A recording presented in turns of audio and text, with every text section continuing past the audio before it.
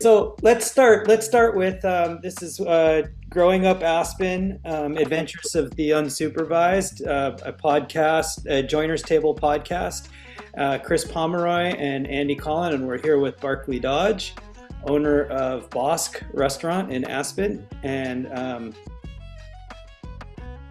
when you make your menu, how do you go about it? And this is more like a marketing and a nuts and bolts kind of question, but how do you find out like which recipes are going to be best received?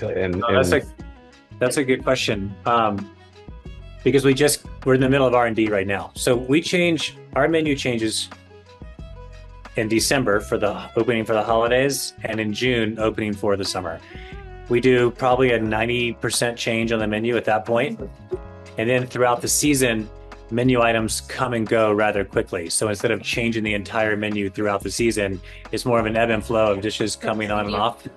And that's due to hyper seasonality, because we're just using things that are popping up for that month. Maybe they're gone the next month. Also, creativity plays in there. We don't want to get stagnant, so we're always wanting to change. But so we went through this first starting days of R&D with the sous chef team. There was 5 of us in the room. We, of course, came back from Mexico fired up on ideas and inspiration and direction and a couple of cool ingredients that we found down there. So we try to incorporate our travel into our vibe of that opening menu, because that's what's inspiring us at that time. And then we just start going through, there's still items on the menu. So there's a snack section, appetizer, entree, all in style. None of them are big because it's a 10-course tasting menu. So we start dropping those dishes and coming up with new ones. So there's 4 snacks, we need to come up with 4 new snacks. There's 8 appetizers, we need to come up with 8 new appetizers. And we know what works for the menu for flow, like so many vegetarian and fish and ingredient kind of driven, where we want the menu to kind of roll. And then we just start brainstorming ideas. And this last session was really fast. We got hold of since it's out of a restaurant right now, since it's under construction, we got hold of a conference room, which was the most productive environment I've ever worked in.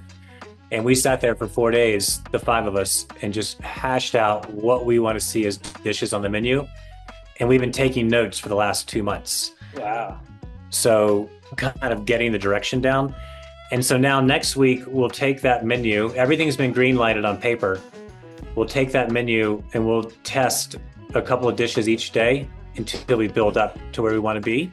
And there's been seasons where I've opened, I remember 3 years ago, 85% of everything that was green lighted on paper did not work on plate. And it was kind of an oh fuck moment, because we were live in 5 days and we still had to we had to get the menu down. And we won't fall back on past dishes. There's like two mainstays that we just kind of keep around. But other than that, we're not changing anything. I mean, we're always changing. So next week we'll go to plate, but it was interesting, this team that I have right now, the information just started coming out and coming together so well. I think it's going to be the same in the kitchen next week. Now, do you have any regular customers that have a custom thing that they ask you for, or do you do anything like that? Or a little bit, I mean, that's Aspen in general. Yeah, that's why I asked. And it's the whole allergy thing. It started in the 90s. And hang on 2 seconds. It started in the 90s. The allergies started coming in, and a lot of it's just dietary preference and doctors telling people what to eat or whatever their new diet is at the moment. So we get a lot of that, but we acquiesce to that. It's definitely a part of the culture now. It's a part of the dining experience, and it's a part of the dining world. Right. And it's definitely strong here. I find it, like, my wife's from St. Louis.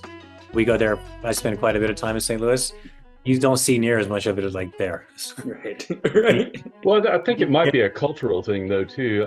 I mean, I always tell my children, I was like, look, back in when we were younger, you would never ever consider telling the chef, hey, I want this, but I want it with less pepper, maybe no butter, alternate. Yeah. And I think I would blame it on, I mean, if anybody's to blame, it would be like Starbucks or something, you know, where people go in and they have this list of stuff, you know. It's like, just order off the menu. I mean, it's good. Somebody spent time and research to figure out the best way to do that. You know? Oh, I know. No, I know. And we're at a point now where we can, I think, not demand it, but command it. Right. Like, expect that with us. They're coming to us for a curated menu and they want to have that experience. But at the same time, we still get the vegan, the vegetarian, the gluten-free, whatever. I mean, we have one guy who says, I don't eat raw vegetables. I'm like, come on, man. That's like, it doesn't get more better for you and basic than that. No one's raw vegetables. Yeah. That's the most nutritional level you could even be at. So, but we work with the farm so closely here. Our food is so farm driven that it's not hard for us to alter and go into a strong vegetarian direction for people. I mean, vegetarian and dairy free are the two, and gluten free are the three biggest. So we can work with that. And you know what too? It's also a challenge. Yeah. Because you're in the weeds on a 9 o'clock on a Saturday night and you get that weird request like, I can't eat this, and this. And your tasting menu is all those things. Yes. And you have to go in the walk-in and stand there for a minute and like just start firing off with all the ingredients around you and figuring out what you want to make, what you can make, and keep it to a level where they're expecting. Yeah. You come up with dishes that way. Yeah. It's pretty fun. Yeah. You know, you're definitely screaming at the waiter at that moment in time, but but after the fact, you're like, oh, okay. That was pretty cool. Yeah, that's that hurdle. I always feel like once you're on the other side, it's like, yes, all right, we won to score. Yeah, for all of us too. Yeah. So no, that's part of it. Thanks for listening. The authors of Growing Up Aspen would like to thank you and would like to also thank the Aspen Times and the Aspen Daily News for giving us materials for our book, Growing Up Aspen, Adventures of the Unsupervised, which you can get at twistandturnpress.com and any local bookstore. Thanks.